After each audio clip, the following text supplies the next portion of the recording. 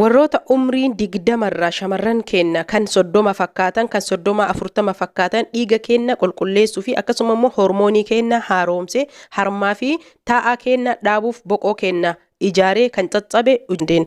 Assalaamu alaykum wa rahmatullahi wa barakaatu. Ashama harkafuun hordoftoota fi kabajamtoota Razaan Oromoo amantiif kutaan gandaan osoo waliin qoodin hundi keessanuu jirra jirtu isiniin jedha. Kanarra qabadhee isiniif dhufe asitti kan argitan kun abishiidha. Abishii akkasuma dinnichaa qabadhee isinii dhufee jira. Hanga xumuraatitti viidiyoo kan koo ilaaluudhaan na wajjin turtii gaarii subscribe gochuun gara hojii keenyaa haa deemnu. Namoonni subscribe gootan like godhaa viidiyoo. Kanaaf abishii jirtu yookiin abishii firee isii erga qopheeffannee jenne maankaa lamaa yookiin ammoo maankaa guddaa tokko fudhanna. Haalaan fayyadama isaa yookiin akkaataan fayyadama isaa abishii jiraa kana dhiidhee dhimbiibbaa adda addaas ta'uu akkasuma saffaayaadhaan dhimbiimna. Hordoftoota fi kabajamtoota kiyya sagalee kiyya baay'ee qofaan samuuna kana waan naqabeef na of kolchaa isiniin jedha. Asumaan hanga xumuraatti viidiyoo na wajjin ilaalaa mallattoo laayikii cuqaasa. Abishii kennaa haaluma argitan kanaan dhiqannee erga geessinee jennee bishaan litirii tokko nu barbaachisa. Har'a maal godhuu hennaan keessa waan hin oolle. Namoonni dhiigni isaanii qulqullaa'uu barbaadaniif ilmi namaa tokko dhiigni kenna hin xuraaya. Wantoonni nyaanni nu nyaannu kan qaama keenyaa hin taanetu jira. Dhiiga kenna qulqulleessuu akkasuma mootuyyuu fayyaalee hedduuf kan nu gargaaruun akkasuma bareedina qaama keenyaa hormoonii kenna ol kaasuuf yookiin hormoonii jiraachisuuf shamarran keenya hedduun taa'aa akkasuma harma isaanii dhabanii kan baay'ee rakkataa jirantu jira. Haala kanaan abishii akkasuma mootuyyuu bishaan litira tokko danfisnee abishii itti naqna.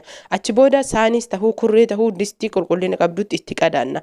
Aayilaandii bishaan litira tokko yookiin ammoo jookii litira tokko qopheeffachuu qabna. Kanaaf hanga xumuraatitti viidiyoo na wajjin bu'aa walumaan kan ilaallu ta'a. Itti qadaadannee abishii kennaa daqiiqaa 30 tursiisna. Akka abishiin kun dhabni itti ba'u bishaan danfannayne namoonni barbaadan amootuyyuu abishii kana daqiiqaa 5 ibidda irratti danfisuullee ni dandeettan. Haala kanaan abishichi kenna akka shaayii tahee yookiin amootuyyuu asiira yookiin ammoo cuunfaa adda addaa fakkaate. Karaalee lamaan fayyadamna. Tokkoffaa irratti bishaan litira tokko aayilaandii litira tokkotti yookiin jookii litira tokko fuudhutti naqanna. Akkaataa fayyadama isaas hanga xumuraatitti na wajjin turtii gaarii yoo gootan kan isiniif galuta.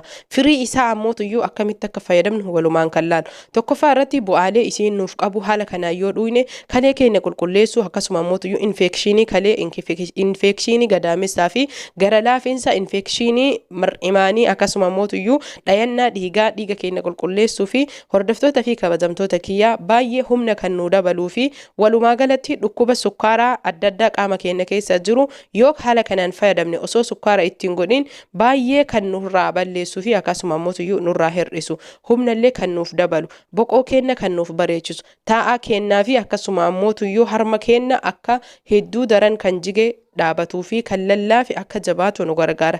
Kana jechuun abishiin hormoonii jiraachisuuf yookiin haaromsuuf gahee guddaa qabdi. Kanaaf shamarran keenya kan dayanii gaa'ela keessan keessatti abbaa manaa keessan gammachiisuuf karaa kanaan yeroo hunda yoo fayyadamtan baay'ee kan isin gargaaruu fi gammachuu gaa'elaa iddoo hirribaatitti abbaan manaas isinirraa gammada.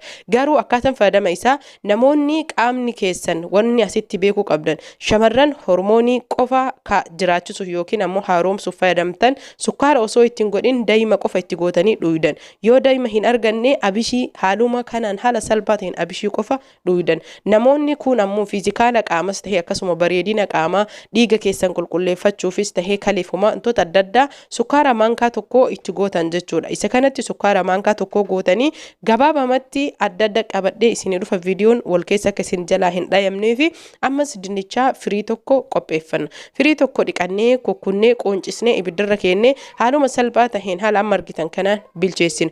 Dinnichichi kenna hanga xumuraatitti hanga bilchaatu wajjin turre. Kana kan hojjetaa jiru namoota furdina barbaadanii fi dhiiraafis tahee shamarran haala salphaa taheen qaamni isaanii osoo borcii yookiin coomni tokko kaleen tokko itti hin bahin qaamni isaanii bareedaa tahee fiizikaala qaama bareedaa dhiirris bakka silaa isaan barbaachisu qofaan kan furdachuu qabuu fi akkasuma mootuyyuu shamarran keenya taa'aa fi boqoo harma walumaa galatti hormoonii isaa haaromsuu fi hormoonii isaanii haaromsuuf kan isaan gargaarudha. Kanaaf hanga xumuraatitti ina wajjin buutan itti fayyadamtan taananiin gaafii kana shamarran keenya hedduun gaafii adda addaa na gaafatan. Nyaata haala gatii salphaan argamu. Nyaata biyya kiyyattis yoo gale dhiisee itti nyaachuu danda'u. Fakkeenyaaf nyaatolee biyya Arabaa keessaa kanatti himtu yoo tahe yoo kan biyya galu tahe yoo dhiise kan qaamni na jalaa badu kan itti fufee fayyadamuu danda'u jettanii gaafii adda addaa na gaafattan. Dinnichaa haala kanaan erga bilcheessitanii geessitanii abishiin reef bishaan irraa naqanne san maankaa tokko fuunee dinnichaa akkamitti akka walii goonu walumaan kan laallu. Nyaata kana fayyadamtan taananiin akkaataan fayyadama isaa ganama ciree wajjin kan fayyadamtanii akkasuma mootuyyuu abishii dhugiitii isaa kanallee liitira tokko ganamarraa haga galgalaatti dhuydanii boruufis godhattanii haaraya jechuudha kan fayyadamtanidha. Haaluma ammasitti argitan kanaan jechuudha hordoftoota fi kabajamtoota kiyya. Dinnichaa kenna bulleessinee booda sanii salaxaa jechuudha. Haaluma salphaa taheen salaxaa abishii fi dinnichaa namoonni isinii danda'ama tahe zayitii zayituunas itti godhuu ni dandeettan.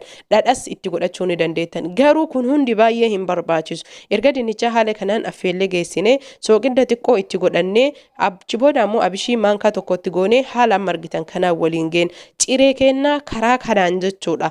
Daabboon tahuu, buddeenan tahuu, qixxaan tahuu waan barbaadaniin karaa kanaan fayyadamnee yoo barbaanne ammoo ciree kennaa osoo hin nyaatiin dura nyaannee walakkaa sa'aa booda ciree kennas nyaachuu dandeenya. Walumarrallee nyaachuu dandeenya. Kanaaf jalqaba akka hirribaa kaataniin asiiricha keessa yookiin ammoo tuyyuu cuunfaa walumaa galatti juusii yookiin ammoo dhugaatii laafaa ofii mana keenyatti hojjetan abishii irraa ganama akka kaataniin burcuqqoo tokko dhuydan jechuudha. Yoo barbaadan burcuqqoo lama guutuu litira tokkoo kana guyyaa keessatti fixxanii dhuguu qabdan. Kana jechuun ammallee dhuydee ammallee osoo hin tahin sa'a lamaan itti deebitee burcuqqoo tokko litira tokko jechuun sa'aatii burcuqqoo 4 fudhata.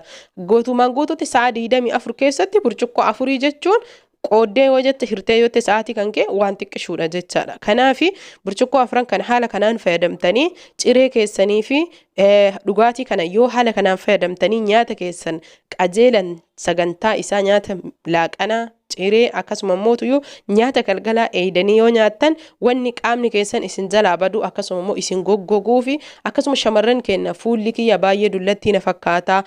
Ani umriin kiyya waggaa 20 hagana, ani umriin kiyya reefu 30 seenaa jira, ani takkallee hin dhalle akkana jira ijoollee 2 qofa qaba, umriin kiyya garuu xiqqaadha. Wantoonni akkas jettanii rakkoolee adda addaatiin akkasuma immoo yaada adda addaa keessa seentan shamarran takka yoo gaa'elaaf na dhufani waan heerumee duraan faa akkasitti da'ee ijoollee guddoo qabu na se'anii angaruu umriin kee reef 30 gahaa biyya ambaa kana gaafa dhufu waggaa 20 waggaa 10 biyya ambaa dalage rakkoolee adda addaa isaan saaxilaa jira. Gaafii akkana hedduu kan keessan gaafatamaa jiruu fi sanirraan akka waan namni isaan beeku yoo na gaafatan rabbi jedhiinuun himini rabbii jedhii sagalee kiyyan dhageessisi.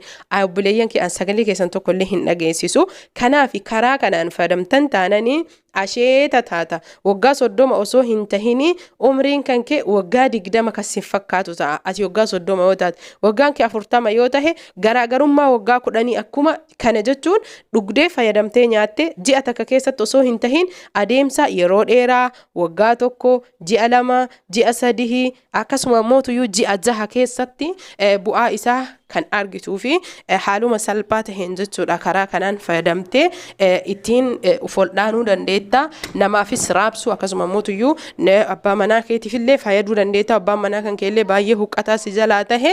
Kanaaf hundi keessanuyyuu waliif dabarsaa waliif dhaamnaa nama biyya keenyatiifillee hedduu kan barbaachisuu fi akkasuma mootuyyuu eessattillee kan argamuu danda'u haala salphaa taheen mana keessatti argachuu dandeenya. Haati teentee namoonni amma haadhiti dhiini hin qabdu lafa maraa mata dhukkubaa rakkoolee adda addaa himtanii akkasuma mootuyyuu maatiin keenya numarti kennan beeyna miidhama adda addaa qabanii haala kanaan haa fayyadamanii ishuu jedhanii namaan dhuganii yoo isinii danda'ame abishii fi daa'ima haala kanaan akka dhugan ajajaa fi dhaamaaf isiniin jedha. Horaa bulaa turtii gaarii fayyaan faa hanga viidiyoo biraatti walitti deebinutti sheer sabskiraayib gochuun waliif qooda.